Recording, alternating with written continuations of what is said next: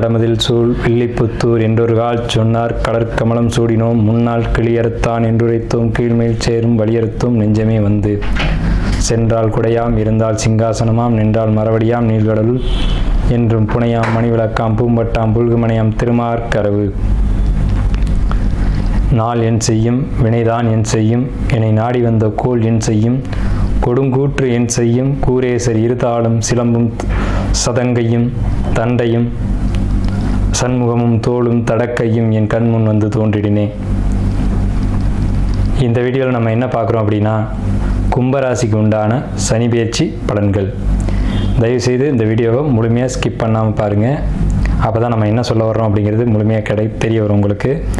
அதே மாதிரி உங்களுடைய பொன்னான நேரத்தை இதுக்கு ஒதுக்கி பார்க்குறீங்க அப்படின்றப்போ உங்களுக்கு ஜோதிடம் சம்மந்தப்பட்ட தகவல்களும் ஆன்மீகம் சம்மந்தமான தகவல்களும் உங்கள் வாழ்க்கையை முன்னேற்றத்துக்கான ஒரு வழிவகையான ஜோதிடமும் பரிகாரங்களும் நம்ம வழங்கிட்டு வர்றோம்.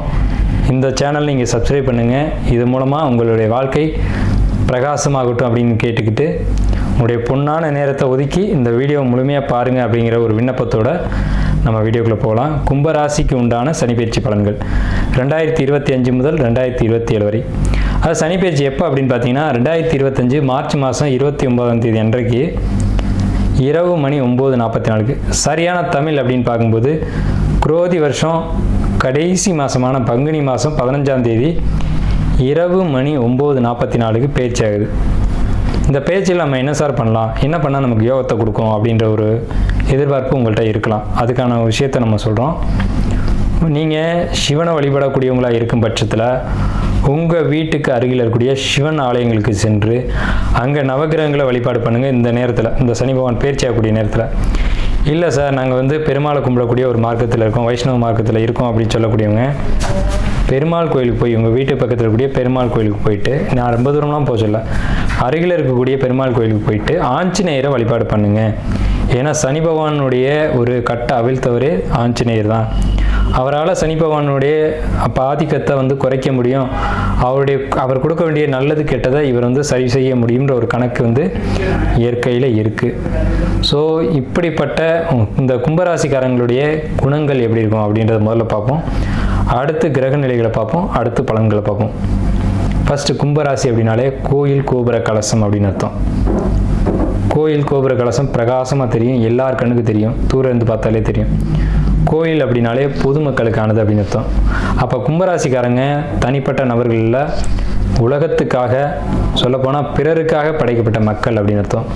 மற்றவங்களுக்கு நல்லா இருக்கணும் அப்படின்னு நினைக்கக்கூடியவங்க யாருன்னா கும்பராசிக்காரங்க தான். எல்லாரும் நல்லா இருக்கணும், அவங்களோட சேர்ந்து நாமளும் நல்லா இருக்கணும், தனக்கு மட்டும் ஒன்று வேணும் அப்படின்னு நினைக்காம எல்லாருக்கும் எல்லாம் கிடைக்கணும்னு நினைக்கக்கூடியவங்க யாருன்னா கும்பராசிக்காரங்க. அதனால தான் சனி பகவான் இந்த ராசியில் மூலத்திரிகோணம் அடைகிறார். ஸோ அப்பேற்பட்ட உயர்வான குணங்களை படைத்தவங்க கும்பராசிக்காரங்க. அதனால தான் கும்பம் கோயில் கோபுரத்துக்கு மேலே கலசமாக இருக்குது. அந்த கும்பம் எங்கே இருக்குது பார்த்தீங்களா? உங்களுடைய சின்னம் உயரமான இடத்துல இருக்குது. அப்போ உங்களுக்கும் பிரபஞ்சத்துக்குமான ஒரு தொடர்பு எப்போவுமே இருந்துக்கிட்டு இருக்கும். இயற்கையில் ஒரு அமானுஷ்ய சக்தி, மந்திரம், மாந்திரிகம், தந்திரம், யந்திரம், இந்த விஷயங்கள தொடர்பு, குறி சொல்லக்கூடிய அமைப்பு, இதெல்லாம் கும்பராசிக்காரங்களுக்கு நிறையவே இருக்கும். இந்த வீடியோ ஸ்கிப் பண்ணாமல் முழுமையாக பாருங்கள். அப்போ தான் நம்ம என்ன சொல்ல வர்றோம் அப்படின்றது தெரியும். அப்போது இப்போ ஏற்பட்ட உயர்வான அமைப்புடையவங்க கும்பராசிக்காரங்க அப்படின்றத சொல்லிட்டோம். கும்பராசிக்காரங்களை முன்னாடி விட்டு பின்னாடி பார்த்தோம்னா பாம்பு நடந்து போகிற மாதிரியே இருக்கும். ஒரு பாம்பு உள்ளே பூந்து போகிற ஒரு தோற்றம் இருக்கும். அந்தளவுக்கு விவேகமும் உடையவங்க கும்பராசிக்காரங்க. வேகம் இருக்கும், விவேகம் இருக்கும், ஆற்றலும் இருக்கும்.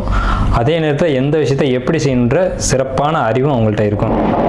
ஒரு இடத்துல வேகம் இருந்தால் விவேகம் இருக்காது, விவேகம் இருந்தால் வேகம் இருக்காது. ஆனால் ரெண்டும் கலந்த ராசிக்காரங்க யாருன்னா கும்பராசிக்காரங்க தான். இந்த ராசியில் அவிட்டம் 3-4 பாதங்களும், ஷர்பத்தினுடைய நட்சத்திரமான சதயம் 4 பாதங்கள் உடையாமலும், பூரட்டாதியினுடைய 1-2-3 பாதங்களும் இருக்குது. அப்போ இந்த ராசி சனி பகவானுடைய ராசி, சனி மூலத்திரிகோணம் அடையக்கூடிய ராசி. ஆனால் இங்கே ஒரு செவ்வாயினுடைய பகை கிரகத்தினுடைய நட்சத்திரமும், ராகுவினுடைய நட்சத்திரமும், குருபவனுடைய நட்சத்திரமும் பொதிஞ்சிருக்கு.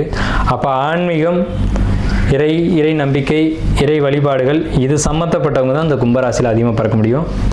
எந்த குடும்பத்தில் இறை வழிபாடு அதிகமாக இருக்குதோ அந்த வீட்டில் தான், எந்த குடும்பத்தில் பூர்வ புண்ணியங்கள் அதிகமாக இருக்குதோ, டெபாசிட் இருக்கோ, அந்த குடும்பத்தில் தான் கும்பராசிக்காரங்க அதிகமாக பிறப்பாங்க. கும்பராசிக்காரங்க பிறந்துட்டாங்கனாவே அந்த குடும்பத்தில் அவங்களுக்கு வளர்ச்சி இருக்கோ இல்லையோ, அவங்களுக்கு முன் பின் பிறந்த குழந்தைகளுக்கு யோகங்கள் அதிகம் அப்படின்ற ஒரு கான்செப்ட் ஜோதிடத்தில் இருக்குது. ஸோ இது கும்பராசினுடைய குணம் மட்டும்தான். இப்போ கிரக நிலைகளுக்கு வருவோம்.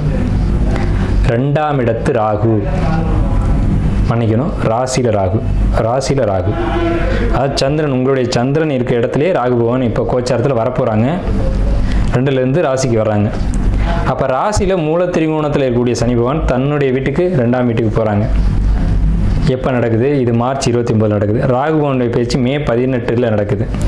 குரு பகவான் மே 14 தேதிக்கு உங்கள் ராசிக்கு 5ஆம் இடத்துக்கு பேச்சு ஆகிறாங்க. அதே சமயம் ராகு கேது பேச்சில் மே 14 தேதி கேது பகவான் உங்கள் ராசிக்கு 7ஆம் இடத்துக்கு பயிற்சியாகி வர்றாங்க. இப்போ தான் விசேஷமான ஒரு அமைப்பு என்னன்னு கேட்டிங்கன்னா, உங்கள் ராசிக்கு 5ல் குரு கெஞ்சினாலும் கிடைக்காதுன்னு பழமொழி. 5ல் குரு கெஞ்சினாலும் கிடைக்காது அப்படின்னா என்ன அர்த்தம்? ஒரு ஜாதகத்தில் 5ஆம் இடத்துக்கு குரு வருது அப்படின்னாலுமே அங்கே யோகம் வேலை செய்ய ஆரம்பிச்சிருச்சு அப்படின்னு அர்த்தம். இவ்வளோ நாள் ஏதேனும் கஷ்டங்களில் உங்கள் ஜாதக ரீதியாகவோ கோச்சார ரீதியாகவோ, கோச்சார கிரக அமைப்புங்கிறது 20% மட்டும்தான். அதை வச்சுட்டு இந்த 7.5 சனியை மட்டுமே வச்சுட்டு ஓடின ஜோசியெல்லாம் இருக்காங்க. அது 7.5 சனி என்னை பொறுத்த வரைக்கும் 7.5 சனியில் உடன்பாடு இல்லை அப்படின்ற கருத்தை தான் சொல்லுவேன். அப்புறம் ஏன் சார் கோச்சார பலன் சொல்கிறீங்க அப்படின்னா, இது 20% பொருந்தும், சுய ஜாதகம் 80% பேசும். கோச்சார கிரகங்களுக்கு ஒரு சம்பவத்தை நடத்தக்கூடிய ஒரு தனிப்பட்ட தன்மைகள் இருக்குது. அதனால தான் நம்ம கோச்சார கிரகங்களை பார்க்குறோம். ஆனால் முழுமையாக கோச்சார கிரகங்கள் ராசி பலன் அப்படிங்கிறது இல்லை. 80% சுய ஜாதகம் தசாபத்திகளும் 20% மட்டுமே கோச்சார கிரகங்களும் பேசும் என்பது தான் உண்மை ஜோதிடத்தில். ஸோ அப்போ இது பொய்யா அப்படின்னா பொய்யும் கிடையாது, இதுவும் உண்மை. சுய ஜாதகத்தை கண்டிப்பாக பார்க்கணும். ஒரு 6 மாதத்துக்கு ஒரு முறையாவது, முடிஞ்சவங்க 3 மாதத்துக்கு ஒரு முறையாவது ஜோதிடர் பார்த்து அவங்கள எனக்கு காலம் எப்படி இருக்குது அப்படிங்கிறத கேட்டுக்கோங்க. ஏன்னா ஜோதிடம்ன்றது மிகப்பெரிய ஒரு விஷயம். ஸோ உங்கள் குடும்ப ஜோசியர்ட்டையோ அல்லது எங்களை மாதிரி ஜோசியர்ட்டையோ கொடுத்து உங்கள் ஜாதகத்தை பார்த்துக்கிறது அப்படிங்கிறது உத்தமமான விஷயம். ஆனால் 5ல் குரு கெஞ்சினாலும் கிடைக்காது. அப்போ 5ல் குரு ஏன் கெஞ்சினாலும் கிடைக்காது அப்படின்னா, உங்கள் ராசி குரு பகவான் 9ஆம் பார்வையை பார்ப்பார். ராசிக்கு ராகு வந்திருக்கார். அவர் பிரம்மாண்ட கிரகம். நல்லதை பிரம்மாண்டமாக கொடுப்பாரா, கெட்டதை பிரம்மாண்டமாக கொடுப்பாரான்றதான் கேள்வி. அப்போ குரு பகவானுடைய ஒளி ராகு கிடைச்சா நல்ல விஷயங்களை பிரம்மாண்டமாக கொடுப்பார் அப்படின்னு அர்த்தம். சரிங்க சார், இப்போ 5ல் குரு இருக்கார்.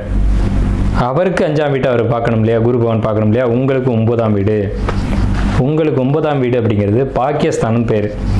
உங்களுக்கு கிடைக்க வேண்டிய எல்லா பாக்கியங்களையும் அந்த வீடு தான் வச்சுருக்கும். அதாவது உங்கள் ராசிக்கு 9ஆம் வீடு.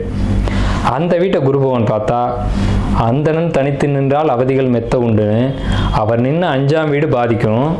ஆனால் அவர் பார்த்த 3 வீடுகள் யோகத்தை கொடுக்கும். 5, 7, 9 இந்த 3 இடங்களை பார்ப்பார் அவருடைய பார்வையா.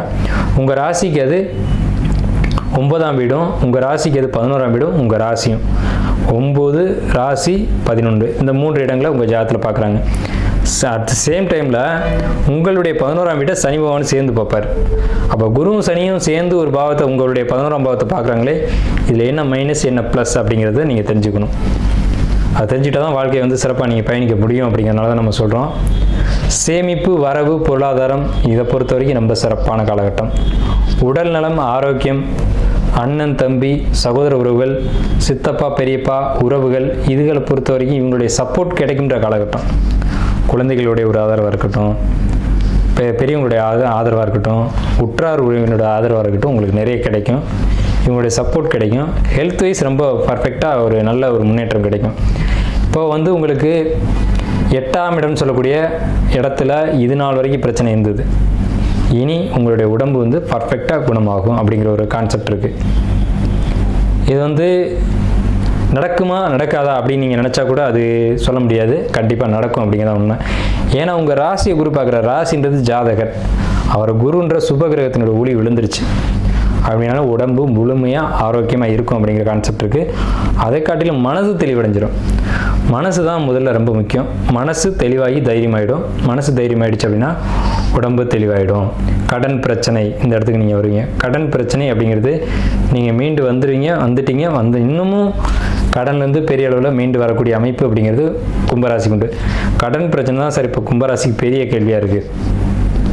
என்னன்னு கேட்டிங்கன்னா 12, 7, 8, 4 நாடோனின் சனி எட்டோனி இருந்திட தனம் உயிர் சேதமாகும் தனிச்சிறை மானபங்கம் தன்னறிவானே மோசம் மனைவிட்டு மாடிவிட்டு மாநகரம் மேவானே அப்படின்னு சொல்லியிருக்காங்க. அப்போ இந்த இடத்துக்கு சனி பகவான் வராரே, ரெண்டாம் இடத்துக்கு சனி பகவான் வந்தால் கண்டச்சனின்னு பேர், கழுத்தில் சனி இருக்குன்னு பேர். அதுதான் இப்போ நம்ம பாடல் மூலமாக சொன்னோம். 12 8 என்பான் 4 ஏறிட சனியே இருந்திட 8 தனமுயிர் சேதமாகும் தனிச்சிறை மானபங்கம் தன்னறிவே மோசம் தன்னறிவானே மோசம் மனைவிட்டு மாடிவிட்டு மாநகரம் மேய்வானே. அதாவது அந்த நகரத்தை விட்டே வெளிநகரம் போவான் அப்படின்ற ஒரு அமைப்பு இருக்குது. அதை குரு பகவானுடைய பார்வை ராசியை பார்க்கறதுனால கண்ட்ரோல் பண்ணுது. அப்போ இந்த சனி பகவான் 2க்கு போன நேரத்தில் குரு பகவான் 5க்கு போய், அதே நேரத்தில் உங்களுக்கு 8ஆம் இடத்துல இது நாள் வரைக்கும் இந்த கேது பகவான் 7ஆம் பாவத்துக்கு ஏறி குரு பகவானுடைய ஒளி உங்களுக்கு 9ஆம் இடத்துலையும் 11ஆம் இடத்துலையும் ராசியும் ஏக காலத்தில் பார்க்கறது அப்படிங்கிறது மிக உத்தமமான உன்னதமான காலகட்டம். மாணவர்களை பொறுத்த வரைக்கும் கடந்த காலகட்டங்களில் நீங்கள் பண்ண சேட்டையினால் ஏற்பட்ட படிப்பு தடை, இடமாறி படித்தது, இதெல்லாம் நிறைய நடந்துச்சு இல்லையா? அதெல்லாம் இனிமேல் நடக்காது. இப்போ எக்ஸாம் ரிசல்ட் வரப்போகுது. இந்த கிரகப்பயிற்சிகள் நடக்கும்போது ரிசல்ட் வரும்.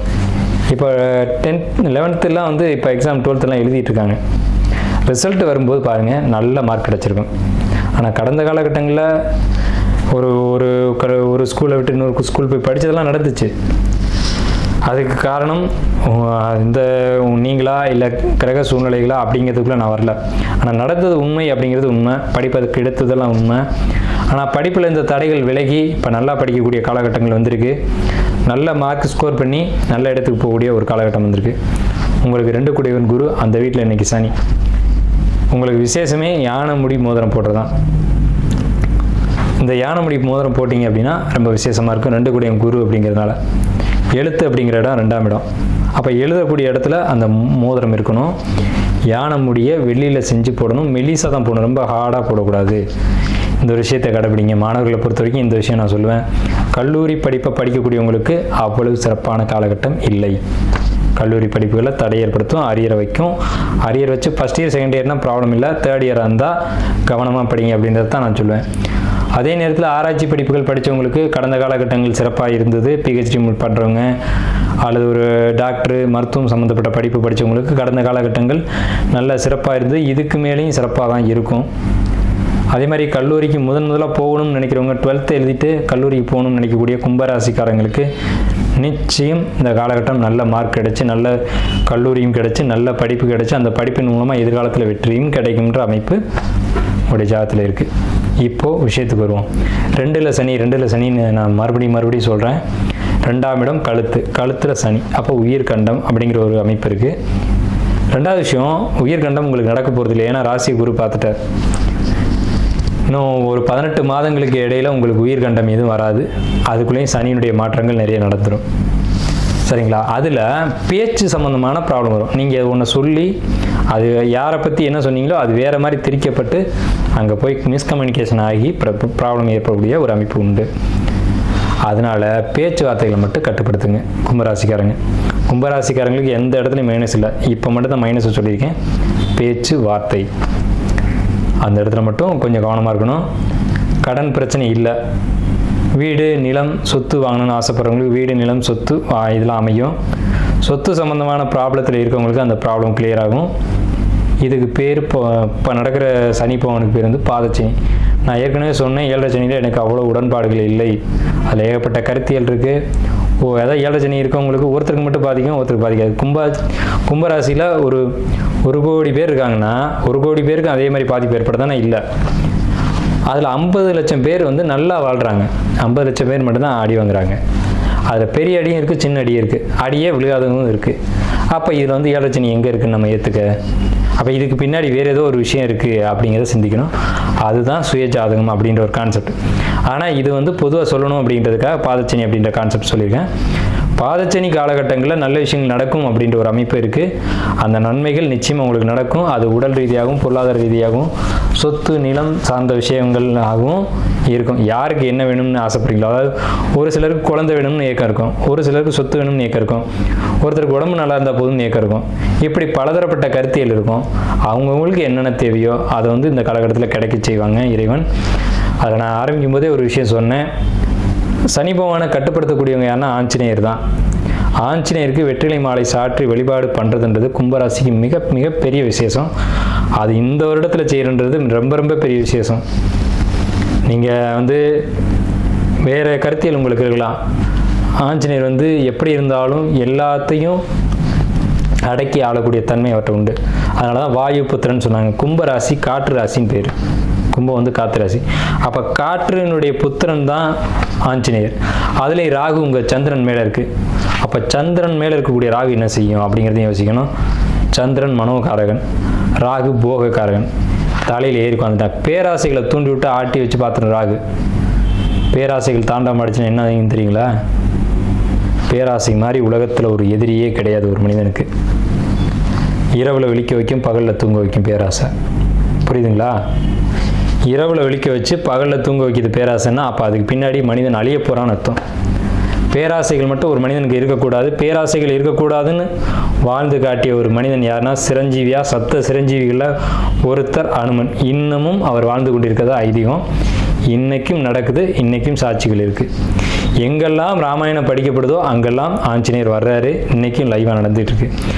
அப்படிப்பட்ட பெருமை வாய்ந்த ஆஞ்சநேயரை நீங்கள் பிடிக்கணும்.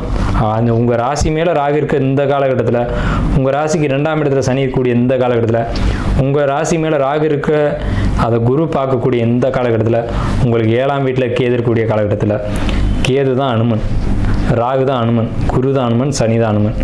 இந்த கிரகங்களை கட்டுப்படுத்தக்கூடியவர். இந்த கிரகத்துக்கு நல்ல பலன்களை கொடுக்க வைக்கிறதுக்கான அதிகாரி ஆஞ்சநேயர் தான். மொத்தத்தில் சொல்கிறேன், கும்பராசி அனுமன் வழிபாடு எடுத்துக்கோங்க. ரொம்ப ரொம்ப ரொம்ப பெரிய விசேஷம்.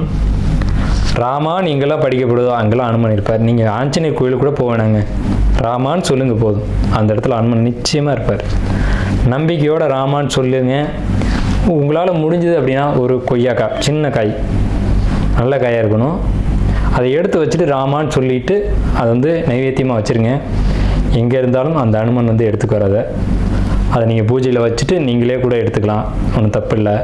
ஆனால் கும்பராசிக்கு இந்த காலகட்டத்தில் இந்த பாதச்சனி நடக்குது அப்படின்னு சொல்லக்கூடிய காலகட்டத்தில் இந்த ராமா அப்படின்ற வார்த்தை உங்களை வாழ வைக்கும் அப்படின்றத சொல்லி கும்பராசிக்காரர்களுக்கு வாழ்த்துக்களையும் நன்றிகளையும் தெரிவித்து இந்த வீடியோ நிறைவு செய்வோம்.